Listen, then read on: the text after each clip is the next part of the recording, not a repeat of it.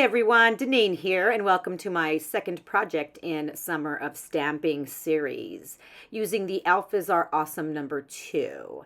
And so I had a phrase that I wanted to stamp out with the letters, and originally I was going to place it on one side of the spread and just continue to stamp in lines. Then I decided to go with this funky design here. And basically, I just knew that I had 35 letters, and each letter was about 3/4 of an inch wide. I drew a wavy line before I stamped, and I measured to see, can I fit all of these letters? And that's the original design. And I realized that it was only about 15 inches and it wasn't enough. I needed 26 inches. So that's what prompted me to take this into more of a circle and bring it around the bottom. And then inside of the circle, I am going to type out some journaling and put it inside. So let's get started here. These are the Alphas Are Awesome stamps. I've chosen black ink, and I have my clear acrylic circle stamper. And I have several of those. So if I need to, sometimes I'll get lazy and I'll just kind of switch out. Some letters I will use multiple times, so I will leave them on an acrylic block.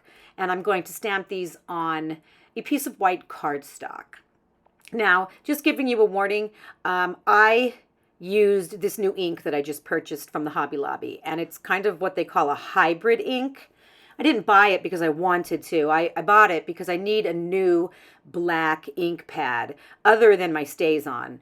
And so what ended up happening was, yeah, it's not the best thing to use. My fingers are clean now, but after having stamped so much, they were pretty inky. So I would say if you're going to do this, you want to get an ink that is not going to rub off on your fingers. Perhaps StazOn would have been best.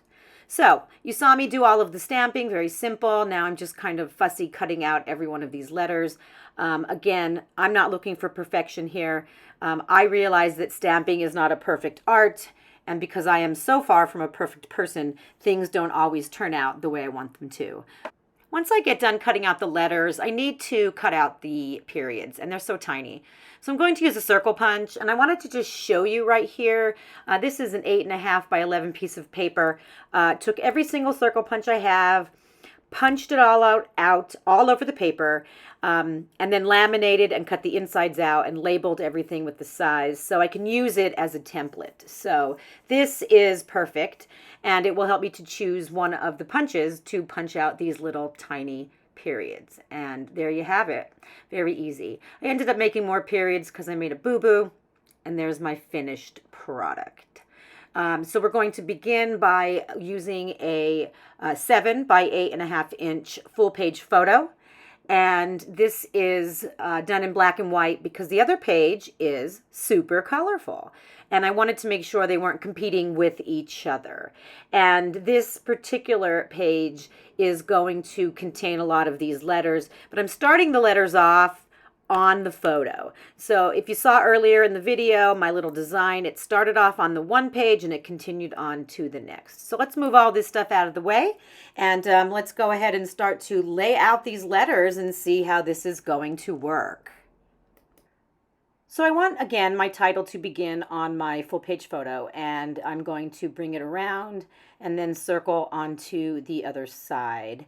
And in the middle of that swoosh or circle or whatever you want to call it, I'm going to place my journaling, which I've already typed up and punched out with a 4-inch circle punch. I've actually typed out 2 copies. One, the text is a little bit smaller than the other. So I'll decide in the end which one of those I want to use, but I'm going to leave that on there so I could use it as a guide and, you know, following along with the letters.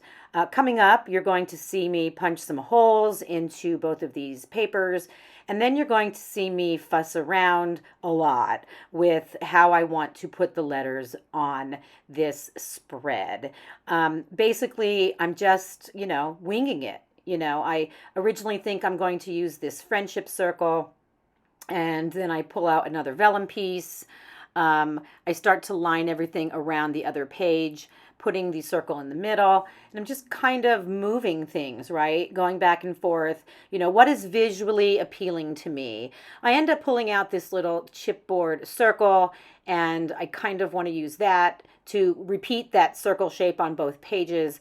And eventually I decide, you know what, I'm going to take away the O in the word smoke, and I'm going to use a circle in its place. I pulled out a bunch of different circles, kind of seeing what I would like the best. I end up pulling out a yellow chipboard piece that I like because yellow has just been a color I've been enjoying lately. And I go ahead and put that in place of the O. And I guess it just seemed a little small to me, like it needed to be larger. And I ended up finding some of these circle, what do we call them? Circle stickers. And so they have a nice black outline. And I end up going ahead and putting the pieces in place with the intention of using that circle sticker with the circled chipboard piece on top.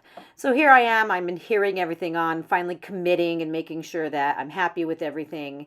And then I go ahead and I measure the circle so that I can put everything on nicely. I end up not sticking that on the page. I end up using this foam, and I just recently discovered these foam sheets, which make my life so much easier. Instead of using 4, 5, 6, 7 foam squares, I just cut a piece of the foam sheet, put it on the back, and put it right in place. And it's just a wonderful thing that has made my process a little bit easier. I do the same for this large journaling circle. I just cut out a piece of this foam paper. It's not as thick as the foam squares, but it does the job as I want it to do. So I'll go ahead and I'll put that on the back of the big 4-inch circle, and I will adhere that in place. So at this point, I'm probably just going to have to stamp the date. I wasn't sure where I wanted the date, so I took a little tiny piece of transparency, and with StazOn ink, I stamped the date on the piece of transparency, and then I just kind of held it up to where I thought it would look good. And this way I knew, yeah, I kind of like it on the right side of the page. So then I go and I do my stamping. And that is my completed page. I'm really happy with it. So here's what it looks like when I take a picture of it. Super happy with this phrase. Again, a quote from the, not a quote, but a phrase from the Netflix series Firefly Lane. And it tells a great story about me and my best friend. And I think it's absolutely perfect. Thank you so much for following along, and I will see you in our next video.